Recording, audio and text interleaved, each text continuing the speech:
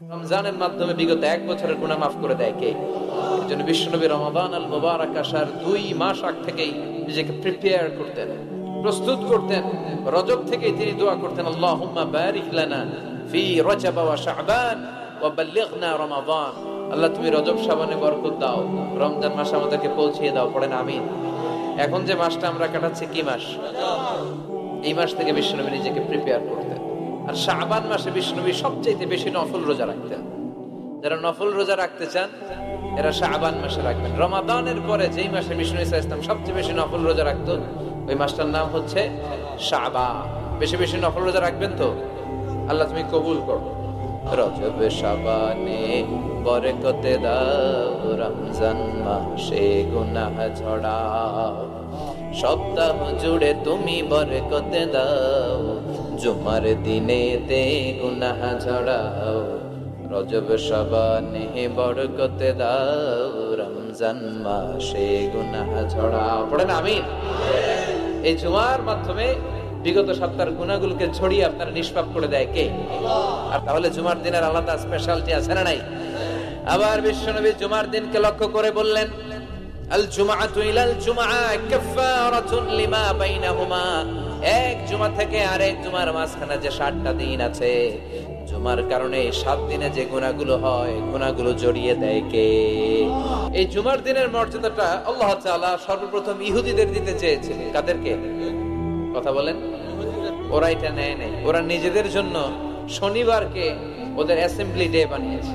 ওরা বলেছে না, আমরা শনিবারে ইবাদত করব। এই দিনটা আল্লাহ তাআলা নাসারাদেরকে দিতে চেয়েছে, তারাও নেয় নাই। তারা রবিবারকে তাদের ইবাদতের দিন হিসেবে চুজ করেছে। অবশেষে আল্লাহ তাআলা আমাদেরকে এই দিনটা দিতে চাইলেন, আমরা কোনো কথা ছাড়াই গ্রহণ করলাম আর ধন্য হয়ে গেলাম। ফাগাদান লিল ইয়াহুদ ওয়া বা'দা গাদিন লিন নাসারা।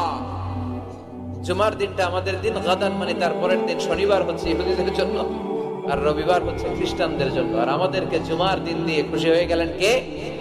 আবার বিশ্বনবী বললেন, জুমার দিনটা এমন দিন, এই দিনে আল্লাহর পক্ষ থেকে বিশেষ ফেরেশতারা মসজিদের সবগুলো দরজার মধ্যে দাঁড়িয়ে যায় এবং জুমার নামাজের আগ দিয়ে খতিব সাহেব আসার আগ পর্যন্ত লিখতে বসে যায়। কে কে মসজিদে ঢুকে নামগুলো তারা কাউন্ট করে, এন্ট্রি করে। সর্বপ্রথম জুমার সালাত আদায়ের জন্য যে মসজিদে ঢুকে, আল্লাহর রাস্তায় উট কুরবানি করলে যেই সওয়াব, ওই ব্যক্তির আমলনামায় আল্লাহ ওই সওয়াব দান করে দেয়। সর্বপ্রথম জুমার দিন যে মসজিদে ঢুকে ফালাহুল বুদনা, তার জন্য থাকে একটা উট কুরবানির সওয়াব। ওনার পরে যে ঢুকবে ফালাহু বাকারা, তার জন্য গরু কুরবানির সওয়াব। 3 নম্বরে যে ঢুকবে ফালাহুল কাবশা, তার জন্য ছাগল কুরবানির সওয়াব। 4 নম্বরে যে ঢুকবে তার জন্য ফালাহু আদ-দাজাজা, মুরগি কুরবানির সওয়াব। 5 নম্বরে যে ঢুকবে তার জন্য আল বাইদা, ডিম কুরবানির সওয়াব। সুবহানাল্লাহ পড়ে। এরপরে ইমাম সাহেব যখন খুতবা দেওয়ার জন্য চলে আসে, ফেরেশতারা বসে যায়, খুতবা শুনতে শুরু করে। সুবহানাল্লাহ পড়ে। তাহলে এই জুমার দিনের আলাদা সিগনিফিকেন্স আল্লাহর কাছে আছে না নাই? বেশি না কম? আলহামদুলিল্লাহ যে এই দিনটাকে আমরা ছুটির দিন হিসেবে পেয়েছি। 1984 সালে তৎকালীন প্রেসিডেন্ট হুসাইন মোহাম্মদ এরশাদ সাহেবের নাম শুনছেন? হ্যাঁ, উনি এটাকে রাষ্ট্রীয়ভাবে জুমার দিন হিসেবে ঘোষণা করেছিলেন।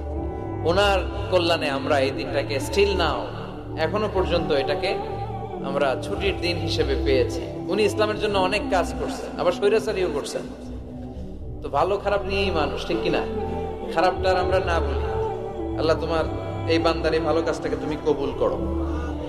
পৃথিবীর অনেক মুসলিম দেশেও এই শুক্রবারকে, এই জুমাবারকে তারা ছুটির দিন রাখতে পারে না। ইভেন মালয়েশিয়া, ইসলামের জন্য তারা অনেক কাজ করে, কিন্তু তাদের সাপ্তাহিক ছুটির দিন হচ্ছে রবিবার। সানডেতে তারা উইকেন্ড পালন করে। এর কারণ অনেক খ্রিস্টান দেশের সাথে ওদের ফিনান্সিয়াল এন্ড কমার্শিয়াল ট্রানজাকশন হয়। শুক্রবারে যদি এই কাজ করে, জুমার দিনে যদি এই কাজ করে, আর রবিবারে যদি তারা করতে না পারে, তাহলে একদিন তারা পিছিয়ে যায়। এই ফিনান্সিয়াল ট্রানজাকশনকে ঠিক রাখার জন্য রবিবারে মালয়েশিয়াতে ছুটির দিন হিসেবে ঘোষণা দিয়েছে। কিন্তু বাংলাদেশে সাপ্তাহিক ছুটির দিন কোনটা? খুশি না বেজার? চিল্লায় পড়ে আলহামদুলিল্লাহ। এজন্য রব্বুল আলামিন বলেন, ইয়া আইয়ুহাল্লাযীনা আমানু ইযা নুদিয়া লিস-সালাতি মিন ইয়াউমিল জুমআতি ফাসআউ ইলা যিকরিল্লাহি ওয়া যারুল বাই', যালিকুম খায়রুল লাকুম ইন কুনতুম তা'লামুন। সুবহানাল্লাহ পড়েন। আল্লাহ ডেকে বলে, গোলাম, ও আমার ইমানদার বান্দারা, আমার বিশ্বাসী বান্দারা, জুমার সালাতের জন্য যখন আযান দিয়ে দেয়া হয়, ফাসআউ ইলা যিকরিল্লাহ, আল্লাহর স্মরণের দিকে তোমরা ধাবিত হও। ওয়া যারুল বাই', কেনাবেচা বন্ধ করে দাও। যালিকুম খায়রুল লাকুম ইন কুনতুম তা'লামুন, এটাই তোমাদের জন্য কল্যাণকর যদি তোমরা জানতে। সুবহানাল্লাহ পড়েন। ও বিশ্বাসীরা, কারা? মানে আমরা, আমাদেরকে অ্যাড্রেস করে কথা বলছেন, ভালো লাগে না? আল্লাহ যখন আমাদেরকে ডাক দেয়, ভালো লাগে আপনাদের? আল্লাহ আমাদেরকে ডেকে বললেন, গোলাম, জুমার সালাতের যখন আযান হয় তখন তোমরা আল্লাহর জিকিরের দিকে ধাবিত হও। এই আযান দ্বারা উদ্দেশ্য হচ্ছে খুতবা দেওয়ার আগে যে আযানটা দেয়া হয়, বুঝতে পেরেছেন? খুতবা দেওয়ার আগে একটা আযান দেয়া হয় না? দুর্ভাগ্যবশত এই দেশে ওই আযানটা খুব আস্তে আস্তে দেয়, ইমাম সাহেবের মুখের সামনে এসে ছোট্ট ছোট্ট করে দেয় যাতে কেউ শুনতে না পারে, দেয় না এরকম? কিন্তু গোটা বিশ্বে রফিক ভাই এই আযানটাও মাইকে দেয়, এই আযানটাও মাইকে দেয়। আপনাদের এই চান্দোলাতে এবার আমি জুমা পড়ালাম না, দেখলাম এইখানেও আমার সামনে, আমার কানের সামনে এসে এসে আমারে শোনাইতেছে। আমি বললাম, এটা মাইকে দেন, জোরে দেন। বলা হচ্ছে যে না, আশেপাশে ডিস্টার্ব হবে। কিন্তু সুন্নাহ হচ্ছে আযান মানে অ্যানাউন্সমেন্ট। আযান বিমা'না আল ই'লান, অ্যানাউন্সমেন্ট, ঘোষণা। তো ঘোষণা আসতে দিলে হবে? কথা বলেন। এটাও জোরে দেয়া সুন্নাহ, এটাও আওয়াজ করে দেয়া সুন্নাহ। কি কারণে এদেশে দেয়? আল্লাহু আ'লাম, আল্লাহু আ'লাম। গোটা বিশ্বে আপনি দেখবেন, আপনারা যারা হজ উমরা গিয়েছেন দেখবেন এই আযানটাও মাইকে দেয়, জোরে দেয়, যাতে লোকজন তাড়াতাড়ি চলে আসে। মূলত এই আযানটাই জুমার আযান। এর 1 ঘন্টা আগে আমরা বাংলাদেশে যেটা দেই, এটা আল্লাহ রাসূল সাল্লাল্লাহু আলাইহি ওয়াসাল্লামের জামানায় ছিল না, এটা সাইয়েদনা আবু বকরের জামানায় ছিল না, ওমর ফারুকের জামানায় ছিল না। এটা শুরু হয়েছে সাইয়েদনা উসমান যুন্নুরাইনের জামানা থেকে। তখন মুসলিম ওয়ার্ল্ড খুব বেশি এক্সপান্ড করতে শুরু করলো, বাড়তে শুরু করলো। মুসলমানদের সংখ্যা অনেক বেড়ে গেল, মসজিদে গিজ গিজ করে লোকজন জায়গা হয় না। তো তখন মানুষ যেন জুমার সালাতের এই বরকত, এই মার্সি ব্লেসিংস থেকে বঞ্চিত না হয়ে যায়, মানুষকে আগ থেকে সতর্ক করার জন্য মদিনায় একটা বাজার আছে, সুক জাওরা। এই সুকে জাওরার এখানে উনি এই নতুন একটা আযানের প্রচলন করলেন। আলহামদুলিল্লাহ পড়েন। এটাও সুন্নাত, এটা সুন্নাতে উসমান। বিশ্বনবী বলেছেন, আলাইকুম বিসুন্নতি ওয়া সুন্নাতিল খুলাফাইর রাশিদিন আল মাহদিয়িন আদু আলাইহা বিন নওয়াজিস।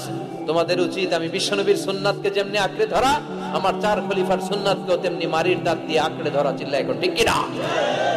এজন্য বিশ্বনবীর সুন্নাহ মানা যেমনি আবশ্যক, 4 খলিফা যে সুন্নাহ দিয়েছেন ওইটাও মানার দরকার আছে না নাই? এইজন্য আমরা এই আযানটাকে দেই। কিন্তু এখানে নুদিয়া লিস-সালাতি মিন ইয়াউমিল জুমআ দ্বারা যে আযানের কথা বলা হয়েছে, এটা প্রথম আযান নয়, এটা হচ্ছে খুতবা দেওয়ার আগে যে আযান, ওই আযান। আল্লাহ বললেন, ওই আযান যখন দেয়া হয় আর থাকতে পারবা না। প্রথম আযান দেয়া হয়েছে, দেরি হয়েছে, গোসলের পানি নাই, ব্যস্ততা, দেরি হয়েছে, সমস্যা নাই। কিন্তু দ্বিতীয় আযান যখন দেয়া হয় তখন আর ঘরে বসে থাকা যাবে। এজন্য আল্লাহ বললেন, ফাসআউ ইলা যিকরিল্লাহ, আল্লাহর জিকিরের দিকে ধাবিত হও। ফাসআউ এর শাব্দিক অর্থ হচ্ছে দৌড়াও। ফাসআউ এর শাব্দিক অর্থ কি? আসলে এখানে দৌড়াও উদ্দেশ্য নয়, এখানে উদ্দেশ্য হচ্ছে আল ইহতিমাম, ইম্পর্টেন্স, গুরুত্ব দেয়া। কারণ বিশ্বনবী দৌড়ে দৌড়ে নামাজে যেতে নিষেধ করেছেন। ইযা উকিমাতিস সালাতু ফালা তা'তুহা তাসআউন ওয়া আতুহা তামশুন আলাইকুম বিস-সাকিনা ফামা আদরাকতুম ফাসাল্লু ওয়া মা ফাতাকুম ফাতিমু। বিশ্বনবী বলেছেন, নামাজের জামাতের ইকামত যখন হয়ে যায়, খবরদার দৌড়ে দৌড়ে নামাজে যাওয়া যাবে, আস্তে আস্তে যাও, হেঁটে হেঁটে যাও। ফামা আদরাকতুম ফাসাল্লু, যতটুকু যে পাবে আদায় করবে, যেটা ছুটে যাবে দাঁড়িয়ে নিজে নিজে পড়বে। কবুল করে নেয়ার মালিক কে? নামাজের জামাত দেখে দৌড় দিবেন, কিভাবে যাবেন? আস্তে আস্তে। আপনি দৌড়ে দৌড়ে গেলে আপনার ব্রেথ ইন ব্রেথ আউট, হাঁপানির ব্যারাম হবে। নামাজে যদি আপনি হাঁপাতে থাকেন, এটা সুন্দর লাগবে? আপনি কার সামনে দাঁড়াচ্ছেন? সব রাজার বড় রাজা, মহারাজা, চিল্লা এখন ঠিক কিনা? তার সামনে দাঁড়িয়ে হাঁপানির ব্যারাম দেখানোর কোনো সুযোগ? ধীরস্থির ভাবে যাবে।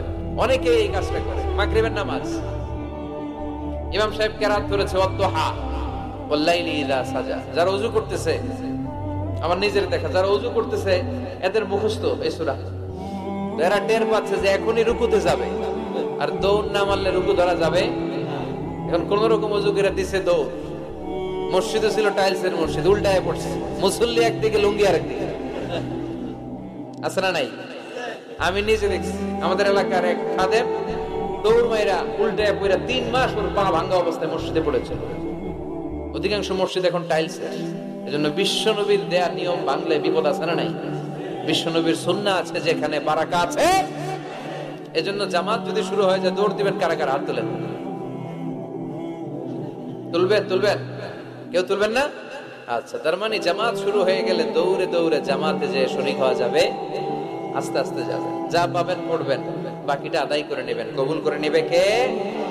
এজন্য আল্লাহ বললেন ফাসআউ ইলা যিকরিল্লাহ, যখন জুমার সালাতের আযান হয় আল্লাহর স্মরণের দিকে ধাবিত হও। যিকরিল্লাহ, এখানে যিকরুল্লাহ তার উদ্দেশ্য হচ্ছে খুতবাতাইন, জুমার 2 খুতবা।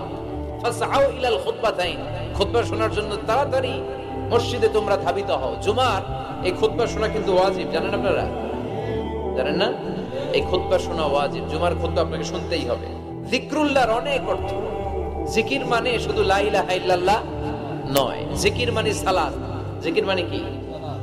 মেটনগরের ভাইরা বুঝতেছেন? মনোযোগ আছে না গেছে? কষ্ট হচ্ছে আপনাদের? তাকবীর দেয়া যাবে? জোরে না আস্তে? দেখি কত জোর। লিল্লাহি তাকবীর। এই আপনাদের জোর? হ্যাঁ, এর চেয়ে বাড়বে না? ভলিউম বাড়ানো যাবে? লিল্লাহি তাকবীর, লিল্লাহি তাকবীর, লিল্লাহি তাকবীর। যিকরুল্লাহর অনেক অর্থ। জিকির মানে সালাত। প্রতিদিন যে 5 ওয়াক্ত সালাত আপনি আদায় করছেন, এটার অপর নাম কি? জিকির। এজন্য রব্বুল আলামিন বলেন ইন্নানি আনাল্লাহু লা ইলাহা ইল্লা আনা ফা'বুদনি ওয়া আকিমিস সালাতা লিযিকরি, নিশ্চয় আমি তোমার রব, আমার স্মরণে নামাজ কায়েম করো। এই নামাজটা হচ্ছে আল্লাহর জিকির। এরপরে যে আমরা কোরআন তেলাওয়াত করি, এটাও কি আল্লাহর জিকির। আবার বিশ্বনবীরে বললেন নবী আপনি ওয়াজ করেন, ওয়াজটাও জিকির। এই যে আমি ওয়াজ করতেছি, আপনারা ওয়াজ শুনতেছেন, পুরো সময়টা জিকির। সুবহানাল্লাহ পড়েন। আল্লাহ বললেন নবী ফাযাক্কির ইন্নামা আনতা মুযাক্কির, নবী আপনি জিকির করেন। তার মানে আপনি ওয়াজ করেন, আপনার দায়িত্ব হচ্ছে নসিহত করা, উপদেশ দেয়া।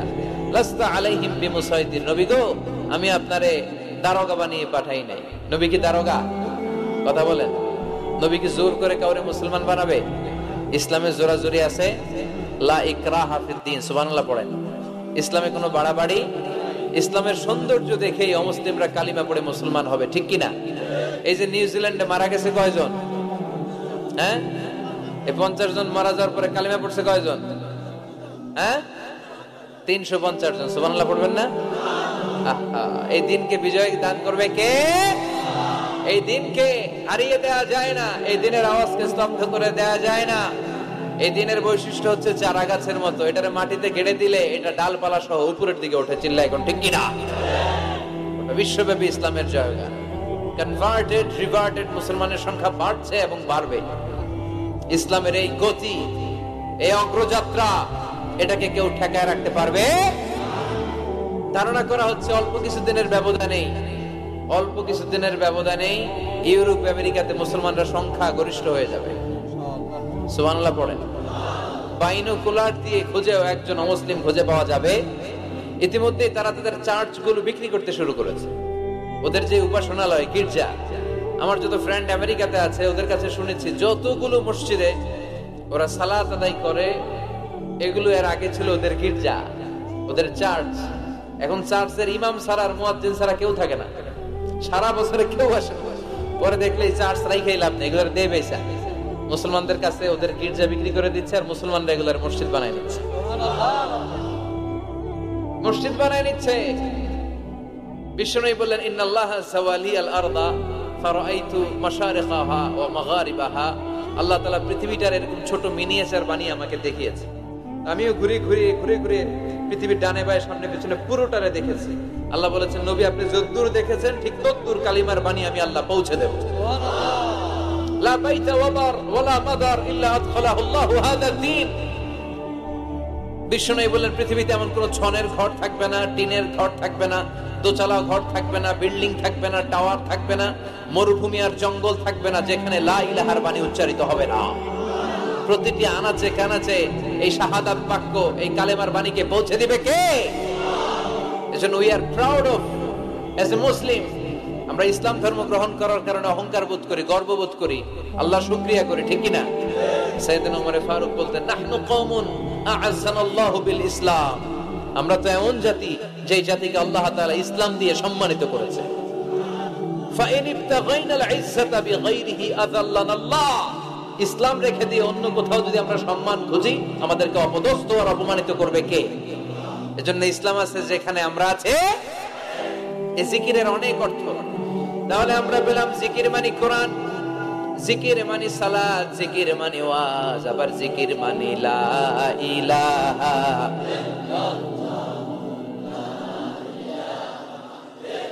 সুবহানাল্লাহ আলহামদুলিল্লাহ লা ইলাহা সুবহানাল্লাহ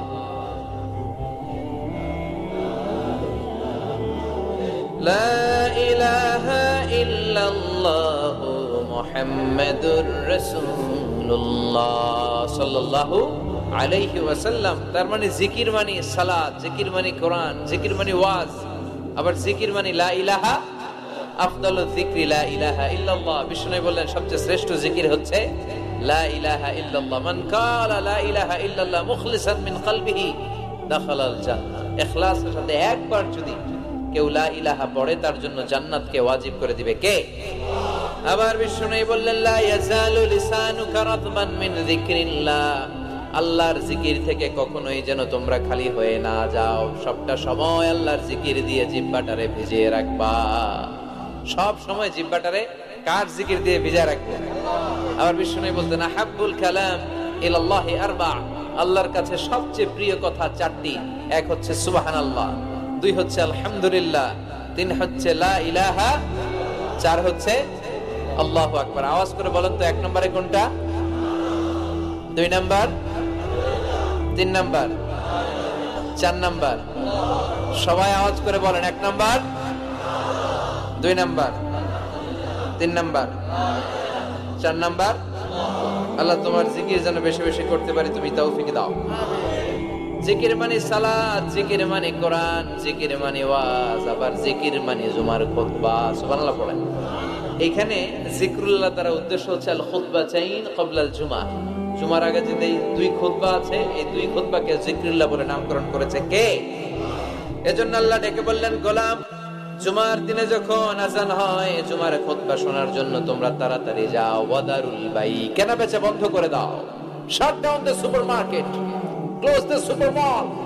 দোকানের শাটার নামিয়ে দাও, ব্যবসা প্রতিষ্ঠান বন্ধ করে দাও, স্কুল কলেজ আদালত সব ক্লোজ করে দাও, ক্যাশ বক্সে তালা ঝুলিয়ে দাও। আদেশটা কার? জুমা চলাকালীন সময়ে, খুতবার সময় কোন দোকানপাট খোলা থাকতে পারবে? চিল্লায় বলেন পারবে? আল্লাহ বললেন দেখা যায় অল্প সময় ব্যবসা নাই, এই অল্প সময়ের জন্য তোমার সাময়িক কিছু প্রফিট নাই, কিন্তু আসল প্রফিট করিয়ে দেওয়ার মালিক কে? যালিকুম খায়রুল লাকুম ইন কুনতুম তা'লামুন। এটাই তোমাদের জন্য কল্যাণকর যদি তোমরা বুঝো। কার কথা? যদিও 2 ঘন্টা সুপার শপ বন্ধ থাকবে, সামান্য কিছু সময় বেচা কিনা নাই, কিন্তু আপনার ব্যবসায় বরকত ঢুকায় দেওয়ার মালিক কে? কেউ যেটা পারে না, পারে কে? এরপর আল্লাহ বললেন ফাইযা কুদিয়াতিস সালাতু ফান্তাশিরু ফিল আরদি ওয়াবতাগু মিন ফাদলিল্লাহ ওয়াযকুরুল্লাহা কাসীরান লাআল্লাকুম তুফলিহুন। সুবহানাল্লাহ পড়েন। এবার আল্লাহ বললেন গোলাম যখন সালাত শেষ হয়, জমিনের মধ্যে ছড়িয়ে পড়ো, আর জমিনের মধ্যে আমার অনুগ্রহ আর রিজিক তালাশ করো, বেশি বেশি আমার জিকির করো। সফলতা দান করবে কে? ইসলামের দেয়া বিধি নিষেধ হচ্ছে নামাজ শেষ আপনি জমিনে চলে যাবেন। নামাজ যখন শেষ হয়ে যায় আপনি মসজিদ থেকে বের হয়ে যাবেন, ছাত্র চলে যাবে তার কলেজে, টিচার চলে যাবে শিক্ষকদের কমন রুমে, মেম্বার অফ দ্য পার্লামেন্ট চলে যাবে পার্লামেন্টে, ঠিক কিনা?